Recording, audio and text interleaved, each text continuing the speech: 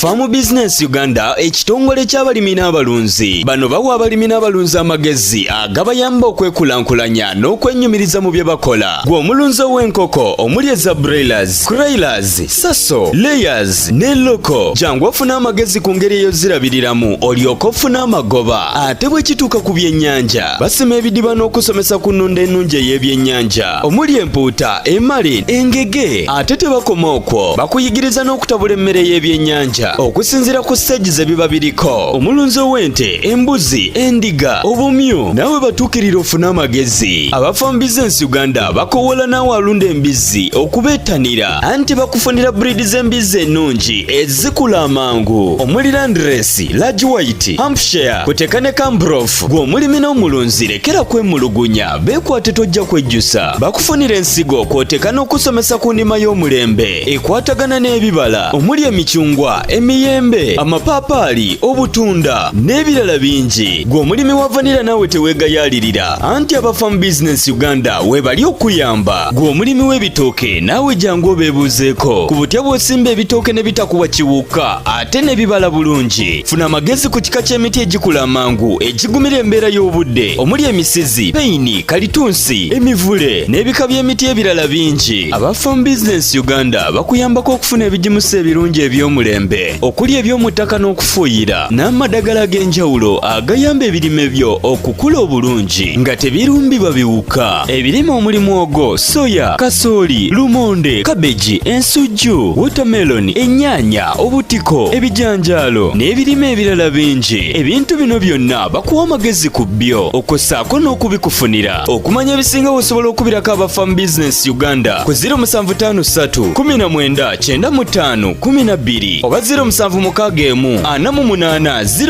0004. Osobola n'obafunira ku WhatsApp ku 0752 83 84 89. Farm Business Uganda, farmer to farmer, mulimi ku mulimi.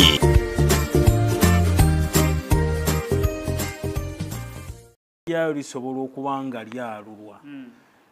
Kati bw'aleeta amagi ago abamu oluusi tayogera nti oluusi amwaga enkoko zange naye ng'oluusi enkoko sizize. Yaguze magi wa muntu mulala. Diiru yazze. Diiru yazze. Amwagalako enkoko. Kati bw'aleeta obukoko buno gye tuli tubwaluze bino bye bibeerawo. Oluusi enkoko ezo ne zitavaayo buki? Bulungi. Ne zitavaamu bulungi. Kati ate amu n'abuleminga ffe abaaluza. Naye nga wanu n'abamu amagi ago yagajje wa muntu mulala gw'ateesiga. Ate waagaleeta ye akakasanga ye gaavudde ewuwe. Nti yagaguze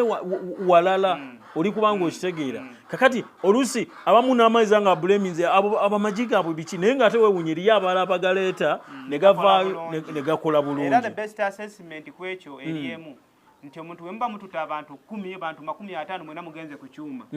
Kati bifulumye buli omu oli aba musanyufu n'obubwe ng'ate gwe oli munakuwavu naye jjukira ow'ekyuma aba yakola omulimu gwe. Go n'amagi yagasa mu kyuma. Wootegerera ow'ekyuma ng'abadde n'obuzibu singa mwena abaaleeta mwena muva mu kibagano kyekimu nga mwena mukaaba mwena we mukola bulungi weerandi good mwena naye mwena we mukola obubi si kyangu kubanga ensonga eziri ewoli ezaalemiseza agooli okwalula nga ze ziri ewuwo zeziri oluusi ekyuma kiyinza okuba kyafunye obuzibu oba ne kifaamu ne kitakanikibwa mangu. Oluusi amasanyalaze nga mubimanyi ng'oluusi ne gy'oyinza okulowooza nti oba weesigamyeko oluusi nayo neekutenguwa mu kaseera ako. Naye mu byonna ng'omuntu omutuufu era ow'ekyuma waba waliwo obuzibu ajja kugamba sebo jangu bw'osangawo ne banno nga weebali ojja mubuuza bwe waleeta tulemeka bwayaludde butya bwo buli butya bwayaludde butya n'okulaba obukoko bwa banno nga buli herethe nga buzannya busanyufu bwakazedda obubwo obusanga bukyakaabira mu magi naye nga waleeta olunaku lwe lumu ne banno bukyakaabira mu magi bukulinga okulaga nti bugenda vaamu tebuvaamu naye babanga bakayambako bakayambeko kaveemu kanafu tekakala kali awo mu mbeera bw'etyo. So mbeera nnene nnyo. Kati simanyi wengenda kisooka kitunuuliza kubanga abantu boosanga twandibakubiddemu wali nti omuntu ona ejje linayalula lyandibadde litunuulidde litya. Kubanga waliwo factors ezo nti enkoko yo erina okubanga nnamu bulungi. Obanga otunuulidde gamagi nti gegenda kugaaluza sooka otunuulire enkoko yo olulyo nga lulungi. Ekyokubiri enkoko ezo tezirina kubaamu luganda enkazi n'empanga. Ekyokusatu enkoko ezirina okuba nga zikuze bulungi wakiri emyezi 7 empanga wakiri ebeere ku myezi 7 wakiri enkazi ebeere ku myezi 6 ne ku 5 bajja buteekayo niyo oluusi amagi gano gaba tegannagejja bulungi kuba enkoko etandika n'obugi butonotono ate n'enkoko eyo yennyini eba ekyali nto tennakakata nti kisoboka okuwa omwana nga munafu n'olaba obwana nga obuleese naye mu mwezi ogusooka wano bugenda nga bufa kubanga bwalimu effect eri nti bwalimuuko obuto kati enkoko kirungi neeba nga yeekuziza ki bulungi then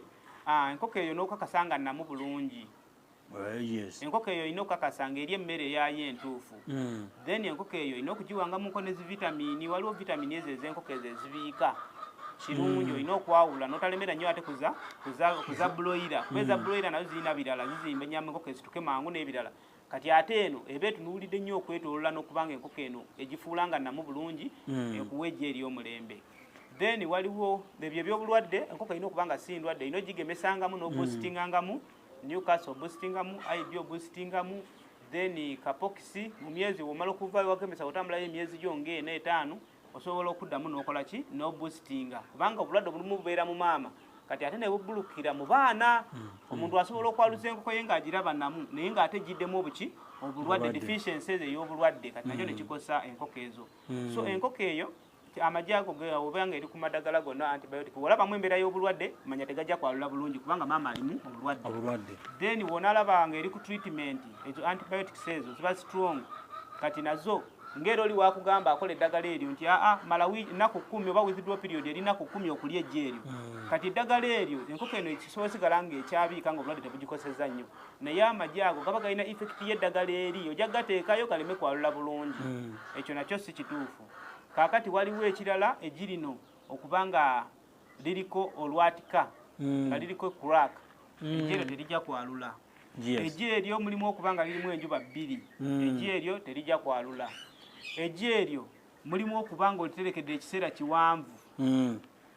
nayo terijja kwalula kubanga twandibadde tugamba nti wakiita osusa nnaku 10 mu mbeera eya bulijjo omuntu omugamba mu nnaku 7 teekayo amagi mu nnaku 7 teekayo amagi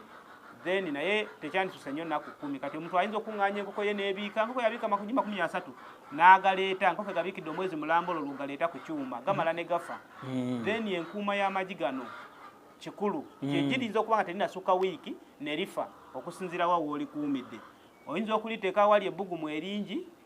okusuka ku bbugumu eryetaagisa tempuli kyeyeetaagisa ne lifa ate oyinza okuba nga ate woolitadde ate wannyogovu nnyo ne lifa ye girino olitadde otya ku tray amagi gano gandibadde gaterekebwa ku tray si mu kisero si mu kiki abamu bakwaligoye n'ateganise nteekamu mu bokisi omwo nteeka mu buteesi egirino lissa liba ne air space kyandibadde kirungi n'oliteeka bulungi mu tray ng'era air space eno etunuulidde waggulu ene kujja wanene we walina okuba nga we wali waggulu wanaawasongovu ne watunula wansi yesebo ndowooza ekirala ku magi ago olina okuba nga togakkiriza bino byakulina amagye enkoko ezimu babalwawo bamba baba ne layinginese ng'etali za mulembe ng'enkoko bwe zibiika ate zigendeyo ne zirinyirira amagye olusi ne zigaasizeeyo abamu balwawo n'oggajjayo kati ate wabutamanya ate wagajjayo mbukasiimuuleko ganyirire ate amala ng'akola ki ng'akwata ekigoye ng'ateekako amazzi mbw ate asiimuule eggi lifa bufi ekyo olina okuba nga weewala bwewaza embeera eyo n'oba nga amagye ago togakkiriza nnyo okuddugala amagye buli we gaddugala ne kasitoma ageekengera tekikuwa bukugu nga gwali kikolamu so kitta omutindo kitta akatale yesebo olina farm business Uganda omukutu ogw'abalimi n'abalunzi balimi bangi abenyumiza mu farm business Uganda nga tulina we tubajje ne tubatuusa so nga abasanyufu nnyo naamu tebajja mu kamera waneeno so naawe osobola okutweyungako ne twongera okuzimba ate twatandise kuba kati video zino oluusi tuzeeta okwagala okuba nga tukusomesa obe nga naawe ofuna ekinyegenyege ate obeeko kyoyiga naye ntera okugamba nti omusomo guno olumu singa oba ozze ogusasulira ssente naye tugukuwa waneeno ng'ate oluusi okweseza ddata kyetuva tukwebaza naye ng'osobola naffe otulondoolako oba n'otunoonyaako ate tubawa ne chance okubanga mujja mulambule ku balimi baffe abali under farm business Uganda so twagala mujje mu ngamba nti tujagala mbula misalubaale ffe tulina buzibu na misalubaale ojja n'omulambuula kubanga y'omu ku balimi baffe oba abalunzi baffe betwesigira ddala betwatandika nabo mu mbeera efaana bwetyo okutuusa olwaliro tujje tubesitoola engeri gye twatandika tujja tuba akaseera nga budde butuuse mu mbeera efaana bwetyo yes kati misalubaale bwe tuba nga tumaze otegeera ekyo emmere eno gye tulina okuwa enkoko emmere eno tulinayo gikuuma tutya ekyokubiri tulina tabula bungi kina kusinziira nkoko obanze bwe mba nina enkoza ntugeze nkoko zange 500 ba 10 mbenga ntabula mu emmere oluusi ya myezi 3 ng'eri awo. Emmere ekikulu tugambye nti emmere erina okubaamu ebirungo. Emmere eyo bulandi alina okubanga mukalu bulungi. Kuba eyo enkoko ebiika tegenda tambulira ku buloke niyo na process yayo ng'ebiika. Nagambye nti buloke ne tutuuka ne tumukendeeza ate n'omusanga ng'alinga na kimu kyakusatu. Kati eno omula ku mmere gy'olina okutabula kati n'osanga nga bulandi akoze 2 byakusatu. N'olyoka ossaamu ekirungo. Oba tosobodde ekyo oyinza okukola half. Naye ate ne tutatambulira ku bulandi oli omweru, waliwo bulandi oyo omweru oyo namba 3. Tetutambula naye nnyo. Bw'oba otaddemuko wano ka bulokeni ate n'onoonya bulandi oli mix namba 2 waati abaamuko akabulawuni. Naye nga si oli eyakukula omanyi biri byanjawulo waliwo eyakukula waliwo ate abakwatira ddala olukuta luli olw'okungulu olwo ogenda ku byuma ne lumansa eri olukuta nga olaba ddala temuliimu kaliisa ate abamu nabo ne banoonya oyo si kyetutegeeza. Then bulandi alina okubanga mukalu bulungi womufuna emmere eyo wogifuna gyanike ekale bulungi. Gyogula emmere yagenda okugamba nti emmere eno giraba nti buli kiro emu tabula wooti oba kugambe nti nakasawo kalaba kakiro 5 katabula weekati era sawasawa akuwe ne formula kubanga bikyuka ebirungo bye bateekamu byanjawulo oba okiraba kati ebirungo ebyo byanjawulo byonna byonna bikola omulimu gwe gumu naye byanjawulo biyinza okubanga byanjawulo. Kati ye ng'omuntu oyo gyoguze ku kampuni egyoguze emmere leka akuwe nti ogenda kugula leya concentrate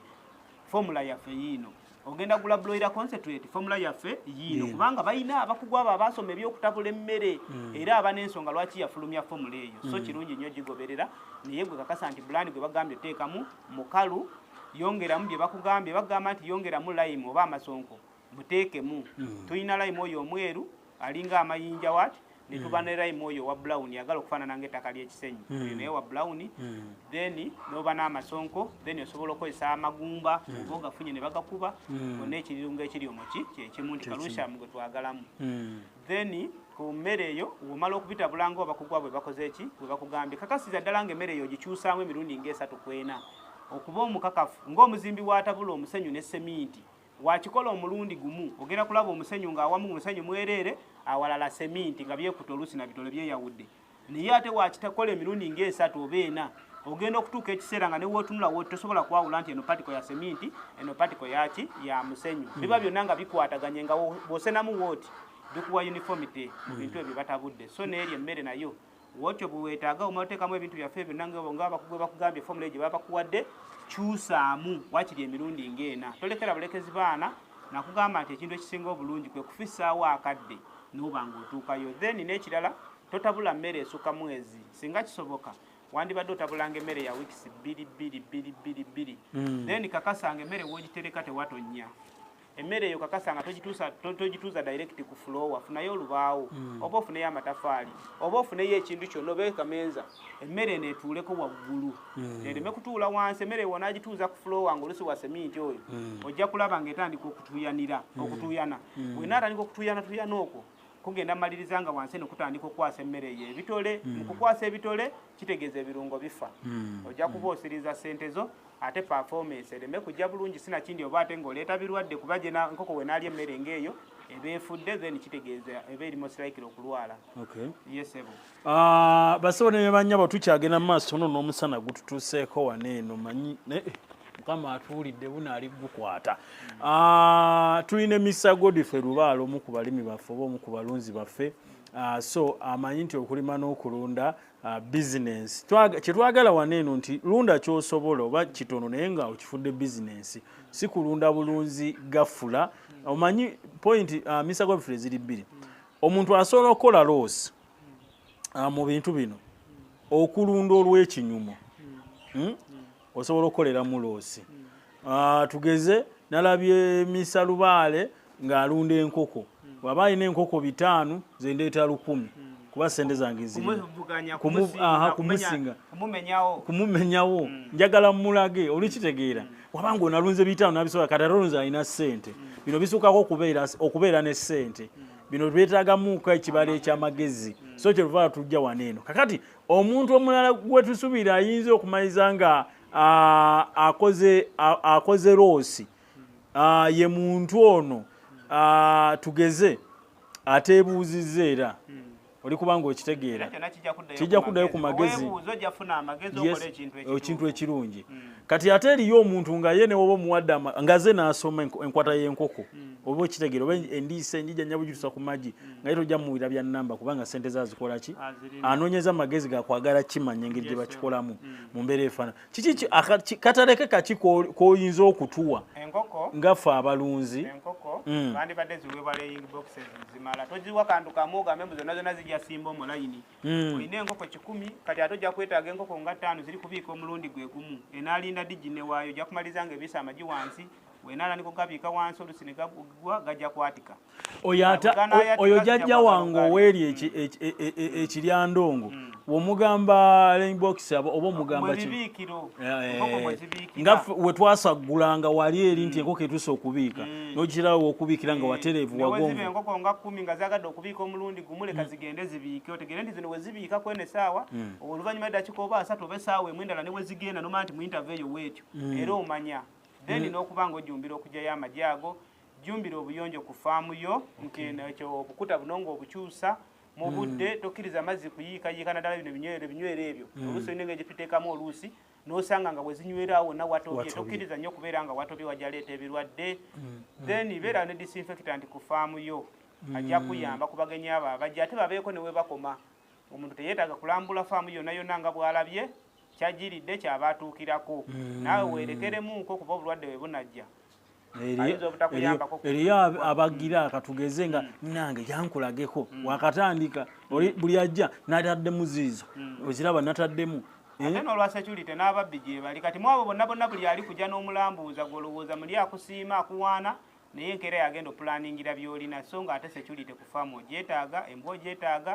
n'abantu okulaba nti project gy'ogitadde togiteekayo ng'atagyagala ziri ssente zo naye omuntu n'agiteekayo nga terina muntu yadde asulayo teriyo wadde n'akuuma tekuliko wadde n'amataala nti base security light zaaka ng'ekintu yakiteekayo ng'ekiringa ekitali kya mugaso gyali so nga ate akyetaagamu ssente so tunuulira nnyo security otunulire n'engeri gy'otangiramu ebirwadde ebyo byonna byonna amaaso gonna gonna obesira oliteeke kukola ebintu ebituufu n'ekirala kyenjagala okutegeeza bano abalabi baffe nti omuntu okujja gye nino nga njagala kulambulako oba ku lusuku oba ku nkoko negana ojja kumpa emitwalo 3 si bangi abakikola oli kitegeera bino ebyoboolera abantu babyagala nti Godfrey alunda wali enkoko katugende tumulabe ne kati bw'oteekako omuwendo ku faamu yo ogenda oleeta abantu abo buvunaanyizibwa ajja n'ensonga kyoyagala so kati tubyegire nnyo nze wano njijja wano nesitera nnyo ndabawo nno n'abantu naye nga njijja nnyo wano eno department wagiridde ate ekikweta mu nkoko tebikwatagana kati omuntu mudiringa naye bakwatagana naye okusinziira ku ekyo kyakoze eki kyagiridde naye ate osobola n'okumutegeeza nti birinawo n'ebirala kati lwalijjanga erazemu ekyo nakyo ne mukwatagana so omuntu okulambuza aba akikoze lwa mukwano era okusabayo akasente tolowooza nti aba akufuniddeko nnyo kubanga naye aba ateekenze risiki ezo nti naawe okuyitayo tomanya obulwadde oyinza okujja nga oluusi obulwadde buvudde ku ggwe oluusi oyinza okujja nga muwadde n'esatu naye ng'ekiri mu mutima gwe toze kulaba bulabi kuyiga naye ng'oluusi ate kulaba ngeri gy'oyinza ddiiringamu omusajja bayoole enkokoze so kati byonna byonna bananga abantu tekuba kweraga ndowooza era nekira kinandisabye abantu mwabalabye vidiyo zino oba abazze nga mudiringako naffe bakasitoma baffe mamuzirabye tofaayo jangu eno okomentinga okakasa abantu nti abantu abo mbamanyi kyetusinga okwagala nti abantu abo mbamanyi bakola bulungi oba bakola bubi njagala byonna tubyagala nongambe nti Godfrey wanguze enkoko endwadde Godfrey najja nembukinga enkoko zange nonjokya nombuzaabuza n'otampa manyi kyekyo ekituufu abantu mu comment section wali kyenjagala okubaza Mr. Godfrey abantu banene omanyi ffe wane ku online wanene abantu tugeze bana online kitanyobeerako okwo ndowooza ne ku radio ku radio kyo kizibu omuntu okukuba essimu agaye nti oba mwanziba oba mwanfera kizibu muuko ayinza okuba oba natayitamu naye kitera nnyo beera mu kizibu muuko naye wano ku online kyangu era omuntu oba omubbye ateekako mu bisajja mmwe mwakola ki mwanziba muli bayaaye oli kitegeera naye kati comments oziraba ndowooza oba wegendeza comments zaffe abantu bonna asiima omuntu ajja naga nti nze nalaba video yammwe okuva kweyasooka paka kwenu oli kitegeera kyenandisabye n'ekirala nti abantu ng'abo bwe baba basiima nakyo kirungi era batuteereyo nze njagala nnyo tulabe ongambe nti bannange mwanzija we nali ninako wentuuse ekintu ekyo kijja tukola bulungi bwegenda mu comment section ojja laba comments then batulage n'obunafu bwaffe omanyi ng'omuntu gwajja kufaamu osobola okubaako n'olaba strong points n'ogamba bino birungi no kirungi naye babulamu kano okuyiga tekuggwayo naffe osobola okujja n'otuwa bulamu n'otugamba aba bannange najjako eyo ku faamu naye nalabye kano kabulamu bana nalabye video yammwe oba oliawo kano kakola ki kabulamu naye nga Godfrey w'omwagala omufuna mangu kasola abakulu bano ku namba ezo zitambulira ku screen oba onfuna Mr. Godfrey Lubaale ndowooza tusiibule tekirina buzibu sibula abalabi baffe mwenna mbaagala nnyo mwebale kutugoberera era mbeebaza era mbasaba nti vidiyo zino buli muziraba togikomako wekka tolowooza nti woonaagabira omulala gwe bijja kusiimuukamu byolabye nedda agigabireko abalala nabo bayige nti ekitundu buli mubeerako mwenna kale mukendeeza ku keesezi z'obubbi naye buli bantu bwe babaawo nga tamanyi kyazzaako ng'anoonya ekikumi takiraba ng'alabira ddala ng'ensi eyamutuulako gw'ojja kuba bulungi naye ng'oli mu bunkenke ng'olinga olulimi wakati mu maggwa omukama abankuumire ate nze kankubira ekya Mr. Godfrey nakuwako sole oba twajogerako oba tetujogerangako ey'omusajja yali omugezi ng'ali mu sekitani ey'ebyobulimi yali agenda kufa eddoboozi nejjanibuka nti olaba obadde ogenda ofuna amagezi kweyagaliza wekka kakati nze nina wentuuka oli kitegeera nemba ng'oli akwata ettooka alikuwe si lwokubanga ki naye wamuwa amagezi alaba olina kyewakola ki kyewamwongerako ffe bakugu kyovola emikutu gino wegijjanga wegiti kiyambira ddala abantu nnyo omuntu n'atakola nnyo loosi neyenyumiriza mu kyakola bannange kya Mr. Godfrey Lubaale ndowooza omwaka guno bayirawe guno omwaka okuleka vidiyo zino ze baataddeyo zino ebbiri ndowooza omwaka guno tukomye ogubadde mwezi gwa 10 kubanga twakoma okubeerako omwaka guwedde naye era mbasuubiza nti no evidiyo yandibanga esembyewo omwaka guno eno kuba omwaka guwedde kusigaza emyezi emeka mpozi nga wanaabo ebigwate biraze naye Mr. Godfrey Lubaale omwaka guno eno ono ye tumusiibudde sanga balira bakunkoko banjala kusekoko balaye kusekoko yes omaye ebintu bino tubikola naye nagamba nti akasente kanatuuka labye naye nze kyenjukira byenyumira mu byonna yes nti omuntu ne waba alaba ebiyumba bino tajja bigamba nti yabadde yakabizi nti bya mwaka gumu yes era video wekikulaga ogenda okulanga ebiyumba ebyo biruddewo kati ekyo nakyo kyongera okujja ekifaananyi ekituufu nti omuntu waga nti ekintu nkiruddemu kituufu akiruddemu yes so basewo ne banyabo tugenda kubanga tuddiŋŋana era nga wala video ziri ere twagala kuleeta nnyo balimi tulina abalimi bangi namu tebaagala kujja mu kamera naye oluusi abamu tubawaliriza timujje tubenga tumusobola okusharingako amagezi kati Mr. Godfrey Lubaale omwaka guno tuwumudde naye ku nsonga za nkoko gwe tutunuulidde n'okulimira awafunda obeeko ssente z'okola ki z'ofuna era vidiyo eyo mugenda giraba mulabe ennyaanya mugenda ziraba nti osobola okulimira awafunda n'osevinga ssente ze wandibadde oteeka mu bintu ebyo byogula ewaka so eyo mugenda gyakata bwe tugenda owunzikira tujja tandika naye omwaka ogukola ki omwaka ogujja banaye mbaagala nnyo era tubaagala nnyo tugamba nti mukama abatukume naye mbasaba nti vidiyo tugenda sumulako ko vidiyo eziwera kuba tulina vidiyo nnyingi vidiyo nga 45 kati eno nayo yino yeegaseeko kati kitegeeza vidiyo nyingi so tugenda zitta ez'omwaka guno zibeereza mwaka guno ate tuddiringe n'omwaka ogujja naye twagala okuwebazanya batwagala batugobera n'abasharinga twagala nti bye bye